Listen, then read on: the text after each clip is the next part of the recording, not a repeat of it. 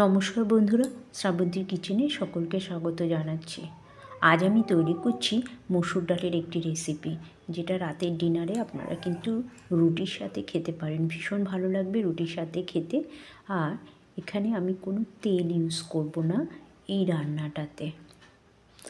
কোনো পেঁয়াজ রসুন ছাড়াই আমি তৈরি করব মসুর ডালের এই রেসিপিটা। অসাধারণ খেতে, আপনারা দেখতে থাকুন, সঙ্গে থাকুন।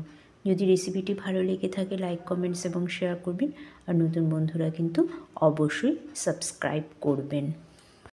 এর আগেও আমি ডাল পালং এবং ঝিঙে মটর ডালের রেসিপি শেয়ার করেছি, দেখার জন্য অনুরোধ রাখলাম। দেখুন, শুরু করছি আজকের রেসিপি। নিয়েছি মসুর ডাল। আমি মসুর ডাল নিয়েছি, ছোট গোটা মসুর ডাল।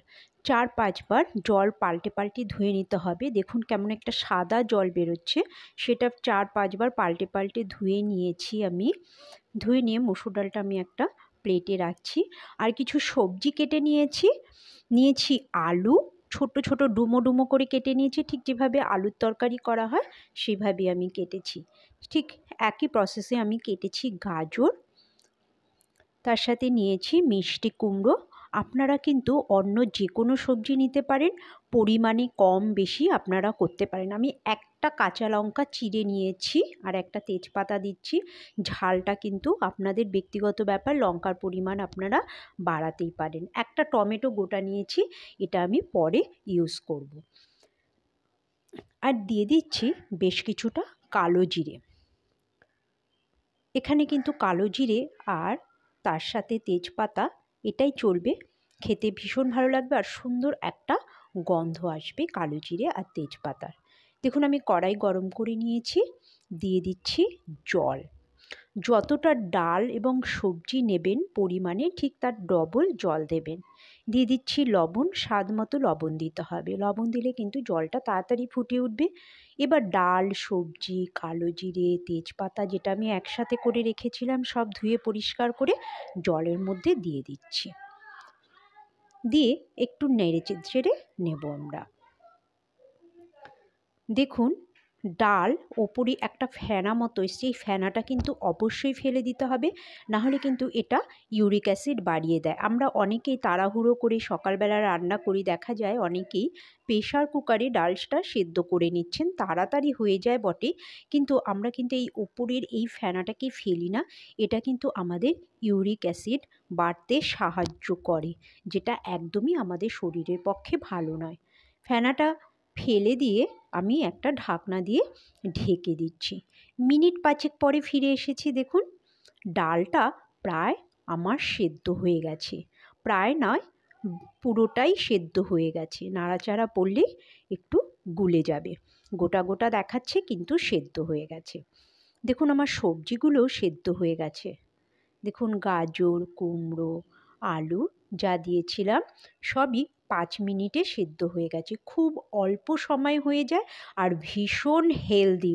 আর খেতে কিন্তু শীতের রাতে গরম গরম ভীষণ ভালো লাগে রুটি দিয়ে। টমেটো যেটা দেখিয়েছিলাম ছোট ছোট করে কেটে রেখেছি, সেটা কুচি করে এবার দিয়ে দিচ্ছি সামান্য হলুদ। খুবই সামান্য হলুদ এখানে ইউজ হবে, পরিমাণে কিন্তু একদমই বেশি দেবেন না, তাহলে কিন্তু হলুদের একটা কাঁচা গন্ধ আসার সম্ভাবনা রয়েছে, কেননা যেহেতু আমরা এখানে তেল ইউজ করব না। আর দিয়ে দিচ্ছি খুব সামান্য জিরে গুঁড়ো দিচ্ছি, আর দেব ধনিয়া গুঁড়ো। সবই অল্প অল্প করে দিচ্ছি। এটা কিন্তু যারা ডায়েট করছেন তাদের জন্য কিন্তু একদম পারফেক্ট একটা রেসিপি। দিচ্ছি একটু গোলমরিচ গুঁড়ো। আমি আগে একটা কাঁচা লঙ্কা দিয়েছি। বাড়িতে ছোট বাচ্চারা থাকলে সাধারণত একটু, যদি বাচ্চারা ঝাল কম খায়, একটু লঙ্কাটা বুঝে শুনেই দিতে হয়, তাই আমি এখন একটু গোলমরিচ গুঁড়ো দিয়ে দিয়েছি। দেখুন ডালটা আবার আমি একটু যত মশলা ছিল দিয়ে আমি ঢেকে দিয়েছি। 2 মিনিট রেখেছি, ঢেকে দিয়ে ফিরে এসেছি জাস্ট টমেটোটা যাতে নরম হয়ে যায় তার জন্য। টমেটোটা আগে দিলে, টমেটো যদি টক হয় তাহলে কিন্তু ডালটা সেদ্ধ হতে চাইবে না, তাই টমেটোটা সবসময় ডালটা সেদ্ধ হওয়ার পরে দেওয়ার চেষ্টা করবেন। আগে দিলে মনে রাখবেন ডাল সেদ্ধ হতে চাইবে না। দিয়ে দিচ্ছি ওপর থেকে কয়েকটা ধনিয়া পাতা, শুধু পাতায় দিচ্ছি, আমি ডাঁটিগুলো দিচ্ছি না এখানে। পাতার কিন্তু ফ্লেভারটা এখানে ভীষণ ভালো লাগবে। কালো জিরে, তেজপাতার এই যে কাঁচা যে গোটা মশলাটা আমি ইউজ করেছি, এর গন্ধটা কিন্তু এখানে খুব সুন্দর বেরোচ্ছে। আপনারা যখন এটা রান্না করবেন দেখবেন খুব সুন্দর একটা গন্ধ, আর তার সাথে ধনিয়া পাতা, ভীষণ ভালো লাগবে খেতে। আমার রেসিপিটি যদি ভালো লাগে আপনারা কিন্তু লাইক, কমেন্টস এবং শেয়ার করবেন। নতুন বন্ধুরা কিন্তু সাবস্ক্রাইব করবেন। দেখুন রেসিপি আমার শেষ নয়, এবার দিয়ে দিচ্ছি 1 টেবিল স্পুন, ছোট একটা চামচে 1 টেবিল স্পুন ঘি দিয়েছি। এবার বলুন যে ডালটা খেতে কেমন লাগবে। দুর্দান্ত স্বাদের এই ডাল আপনারা কিন্তু অবশ্যই বানাবেন, বানিয়ে খাবেন এবং আমাকে কমেন্টস বক্সে কমেন্টস করে জানাবেন যে আপনাদের কেমন লেগেছে এটি খেতে।